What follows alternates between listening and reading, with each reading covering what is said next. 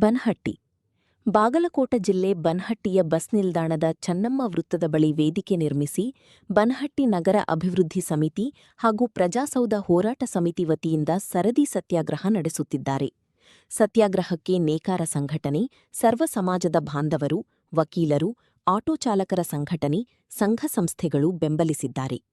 ಸ್ಥಳಕ್ಕೆ ಉಪವಿಭಾಗಾಧಿಕಾರಿ ಶ್ವೇತಾ ಬಿಡಿಕರ್, ಬನಹಟ್ಟಿ ತಹಸೀಲ್ದಾರ್ ಗಿರೀಶ್ ಸ್ವಾಧಿ ಭೇಟಿ ನೀಡಿ ಹೋರಾಟ ಸ್ಥಗಿತಗೊಳಿಸುವಂತೆ ಮನವೊಲಿಸಿದ್ದರು.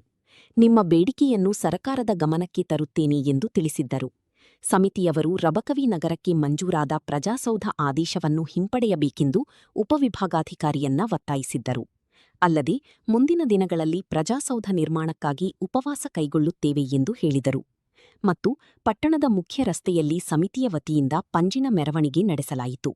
ಪಂಜಿನ ಮೆರವಣಿಗೆಯಲ್ಲಿ ಬೇಕೇ ಬೇಕು ಬನಹಟ್ಟಿಯಲ್ಲಿ ಪ್ರಜಾಸೌಧ ನಿರ್ಮಾಣವಾಗಲೇಬೇಕೆಂದು ಘೋಷಣೆ ಕೂಗುತ್ತಾ ಸಾಗಿದರು. ಪೊಲೀಸರು ಸೂಕ್ತ ಬಂದೋಬಸ್ತ್ ವ್ಯವಸ್ಥೆ ಕೈಗೊಂಡಿದ್ದರು. ವರದಿ ಅಭಿವೃದ್ಧಿ ಸಮಿತಿಗೆ ಬರಂಗಿಲ್ಲ. ಅಲ್ಲಿ ತನಕ ನಾವೆಲ್ಲರೂ ಸತ್ಯಾಗ್ರಹ ಕೊಂಡಿರ್ತೀವ್ರಿ.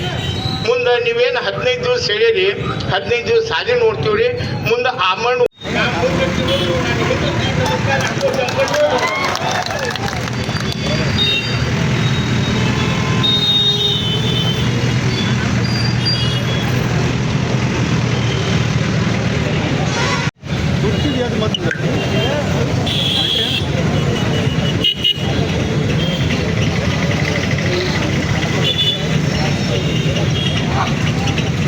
ಈ ವೇದಿಕೆ ಮುಖಾಂತರ ತಮ್ಮೆಲ್ಲ ಬನಹಟ್ಟಿ ನಗರದ ಮಹಾಜನತೆ ಸಾರ್ವಜನಿಕರ ಪರವಾಗಿ ಮಾತಿಲ್ಲ.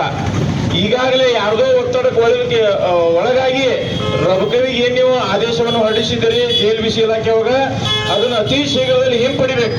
ಇಲ್ಲಪ್ಪ ಅಂದ್ರೆ ನಮ್ಮ ಸತ್ಯಾಗ್ರಹ ಇನ್ನೂ ತೀವ್ರ ಆಕತಿ ಅನ್ನುವಂಥ ಸಂದೇಶವನ್ನು ತಮ್ಮೆಲ್ಲರ ಪರವಾಗಿ ಎಸಿ ಮೇಡಮ್ ಅವರಿಗೆ ಮುಟ್ಟಿಸಲಾಗಿದೆ.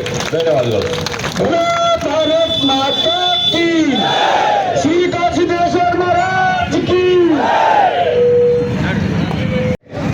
ಒಂದು ಕಡೆ ಸ್ವಾತಂತ್ರ್ಯದ ಸಲುವಾಗಿ ಪಂಜಿನ ಮೆರವಣಿಗೆ, ಮತ್ತೊಂದು ಕಡೆ ಪ್ರಜಾಸೌಧದ ಶಕ್ತಿ ಸಲುವಾಗಿ ಪಂಜಿನ ಮೆರವಣಿಗೆ.